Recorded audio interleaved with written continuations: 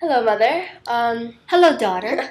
Today I'm going to talk to you about Chinese religion and philosophy. Sure, those sound like really interesting topics. Alright, so first of all, have you ever heard of the painting of the Vinegar Tasters?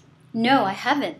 Who are the vinegar Alright, so tasters? here's a painting of the Vinegar Tasters. Yes? Here, and it shows three men around a pot of vinegar tasting it. Yes. And now one of them has a sour expression in his face, one of them has a bitter expression on his face, and one of them is smiling. And now these three men are actually allegorical for the three main religions in China: Buddhism, Confucianism, and Taoism. Okay. So I'm going to go through the three of these and kind of explain how it all relates. So the first one here is Confucius.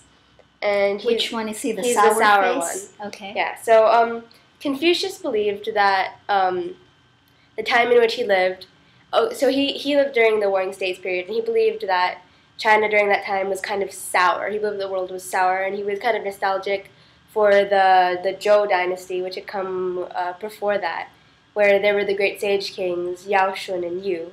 Okay. And he believed that these were the great kings and that they needed to change their governments during the Warring States period to become more like these sage kings. So, for example, he also looked to the Shijing and the Shujing, which are books during the Zhou dynasty, which talk about ritual. And so I have a quote here about what he said about Shun and Yu, who are some of the sage kings. He said, "How sublime were Shun and Yu! They dominated all that is under heaven, yet were not attached to it." Okay. So he admired them for being kind of detached rulers. All right. Now, two of the main things that he really cared about that I thought were, interesting, were Ren and Li. So Ren is kind of hard to translate, but it kind of means co-humanity, coexistence. People, like Ren? Well, no, different Ren. 中国人. 是哪个人？是别的人。 Okay. Yeah, so it means kind of virtue and coexistence. Okay. And Li, which is ritual. So he believed that Ren is kind of something internal, and Li, ritual, is the outward expression. Yeah. Okay. And he believed that ritual was extremely important for maintaining Ren, the co-humanity. So here's a quote that he had about Ren. He said, "In your public life, behave as if you were in front of an important guest. Treat the common people as if you were overseeing a great ritual. Do not impose on others what you yourself do not want." I think that's like the golden rule, isn't it? Exactly. Yeah.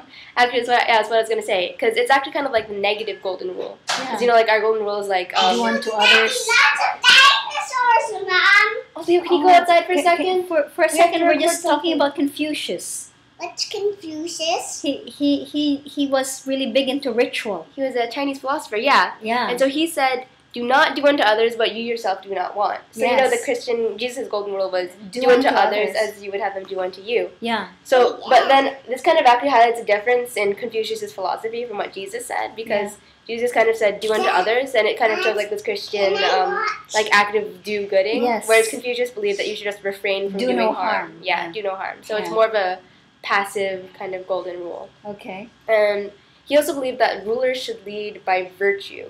So they should be a good example, and because they're a good example, then the people will follow them. Which I think, it's extremely relevant, and a lot of politicians pay attention to that. And a lot of leaders, not just politicians. Well, yeah, all leaders. Yeah. And also, so I kind of connected this a little bit to, at the same time, Greece was going through its classical age. Plato in Republic, he talked about how the ideal king would be a philosopher king, which is similar to the sage kings of China. However, Plato, unlike Confucius, believed that philosopher kings would be nearly impossible to actually have. So he thought that it would be necessary to govern by law, which leads to one of the next big philosophies during the Warring States period in China, which is called legalism. Legalism is it's pretty close to what a lot of countries have today, which is a system of punishments and rewards based on law. Yeah, exactly, which is what a lot of countries have today. And also in that system, the state is greater than the individual, and so you have this carrot and stick system.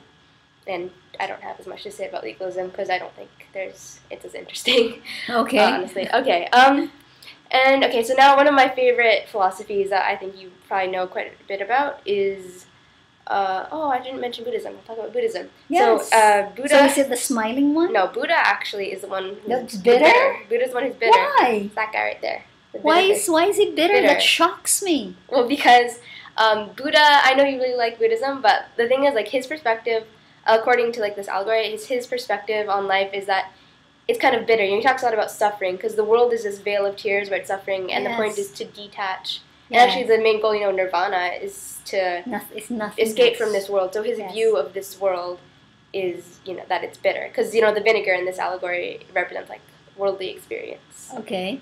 So Buddha's expression, because, Buddhism, it actually came from India. Yes. And this is interesting, because, like, the Buddhas of India. Siddhartha. Like, we've got that one, actually, back there.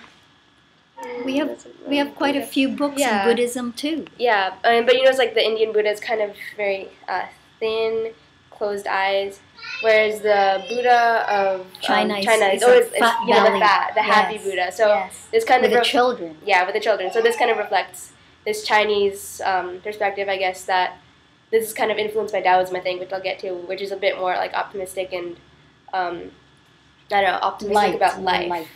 Yeah, exactly, and looking for, I guess, prosperity here. All right, so the next philosophy is Taoism. So Taoism. Just a couple more minutes. I don't know how much you know about Taoism, but you've seen like the yin and yang, right? Yes, and the Tao Te Ching. Tao Te Ching, yeah. So the yin and yang basically symbols this. The Tao, first of all, Tao means the way. Yes. And so according to Taoism, there's kind of this harmony that exists in Earth, and there's a natural in the universe, and there's a natural rise and fall to the yin and yang, and it's constantly cycling through there. And so, like Lao Tzu, Zhuangzi, these famous Taoists, they would say that you have to practice non-action in order to be in accordance with the way. Okay. So, for example, Zhuangzi said in one of his writings, you get something when it's time, you lose it when it's past. Yep. In everything, in Ecclesiastes says, in everything there is a season and a time to every purpose under the heavens. Yeah. Same thing. So, it's similar to the Bible, And it's also kind of preaches like simplicity as well. Like Zhuangzi said, you cannot preserve your simplicity, your spiritual life is unsettled, and the way will not support an unsettled spiritual life. So I think it's kind of important. Like, to me, I think this was significant because, today it's such a materialistic world and you get attached to getting more and more things. Accumulation. And people freak out about death or about losing things. But all of it, gain and loss, it's all just a cycle. And you just kind of have to accept it and go with the flow. Is that related to The Lion King, The Circle of Life? I guess. I don't know. I don't know. It's really a Taoist movie, but it's the same idea. Yeah. About just kind of accepting this rise and fall in life. Yeah. And I think it's kind of like a calmer way to go through life. Accepting because it's action, or in physics, it's also a principle. For every action, there's an opposite and equal reaction. So an opposition in all things. Yeah. 2 Nephi 2:11. Yes, ma'am. Book of Mormon. For it must needs be that there is an opposition in all things. Yeah. But it is an really interesting philosophy. Yeah, because like a lot of people like try to fight for everything always being, on their side all the time, only going up. Yeah. But you have to realize that there's like this flow to everything that you shouldn't fight. Yeah. And without one, you can't understand the other anyway, or can't experience the other. Yeah. And there's a story that I really liked. I'll just tell it quickly. So there's this man who lives out on a farm with his son, and one of his horses runs away, and his neighbor says, "Wow, that's awful luck." And the man says, "Good luck, bad luck, who knows?" The next day, the horse comes back, and it has 100 other horses with it. And the neighbor's like, "Wow, that's great luck." And the man just says, "Good luck, bad luck, who knows?" So that day, the son is training the horses, and he falls off, and he breaks his leg. Oh, no. And the neighbor's like, "That's awful luck." It's good luck, bad luck, who knows? And the next day, the army comes through, and they're drafting everyone. And they can't draft and they all go, and all the soldiers die, but they don't draft the son, because he broke his leg. So I really loved how that story illustrates, because whenever something happens, we always tend to judge, "Oh, this is awful," or "This is great," but you never really know, right? And everything, the good and the bad, it all just keeps flowing. Yeah, or that saying that when God closes the door, He opens a window. So there's something, or there's a silver lining in every cloud. Yeah, something like that. Okay, now this is really interesting. So what happened? When was this? This is like during the. Oh yeah, this is also kind of interesting. So how there are 100 schools of thought that came up in China during the Warring States period, because there are all these different warring states, and they all want to find the best way to rule. So these philosophers came up to kind of advise them on the best way to rule. And it's kind of interesting because, in Greece, there were all those city-states in Greece that were warring. Yeah. And this was also like when the classical period arose in Greece, which was, this blooming of philosophy. Yeah. But also in... So you're saying war is good for the blooming of philosophy? I mean, it's like, you call it like the lotus blossom of China because as well, the greatest art also came out of a period of warring in China. Okay. So, I mean... I guess you could say, like, because, lotuses come out of the mud. Yeah. So then you have, like, these awful warring periods, then some good comes out of it, like some of the brightest creativity. good. Yeah. But, like, one intensity. One big difference in Greece, though, was a lot of that, like, Plato with his theory of forms, a lot of that is very metaphysical, whereas the Chinese philosophy was all very practical. Yeah. About, like, ruling, governing. Pragmatism is a big thread. Yeah. Okay, so here is a really interesting thing.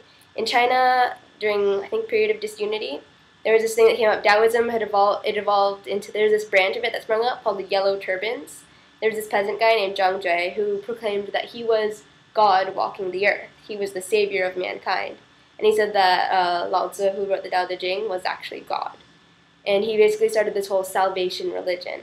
And this is interesting because this is like within 500 years of Christianity that this happened. And it arose in very similar circumstances. Like, so this is a point where the government is neglecting the people. The salvation religion rises up among the underclass, and it's down there for a while. But then, whereas in Rome, after 300 years, Constantine he accepted the Christian, although that was really, arguably just because he realized it could be used to control people. Whereas in China, they just kind of repressed and they basically suppressed this religion. Yeah.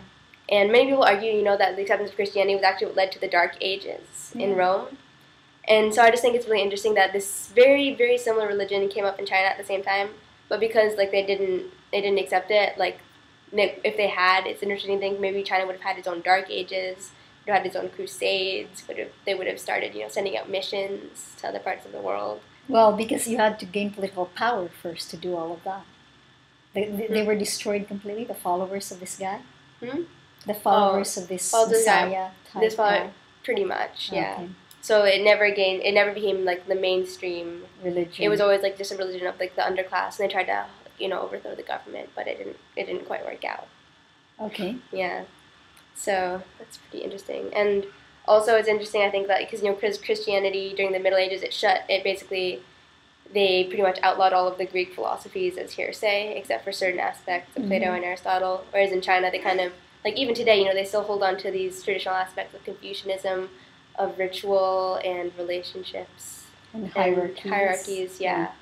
Whereas some of that was lost for a period in the West. So I just think it's very interesting to see how things balance out. Do you have any comments or questions? Can I ask you anything? Yeah.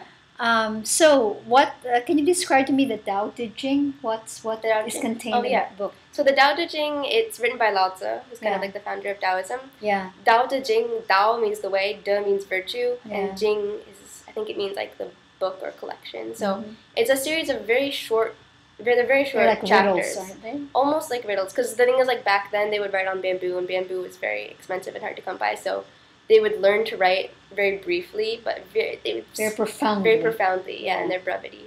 So it's like a series, I don't know how many chapters there are, but they're very short chapters, kind of describing the Tao and describing like what you should do to live in accordance with the Tao. And I actually have a copy, and you should read it. I actually have a copy also. You have a copy too? Whoa, crazy. Yes, crazy.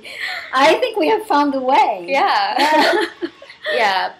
So why is the Taoist guy in the allegorical painting, why is he smiling? Oh, right.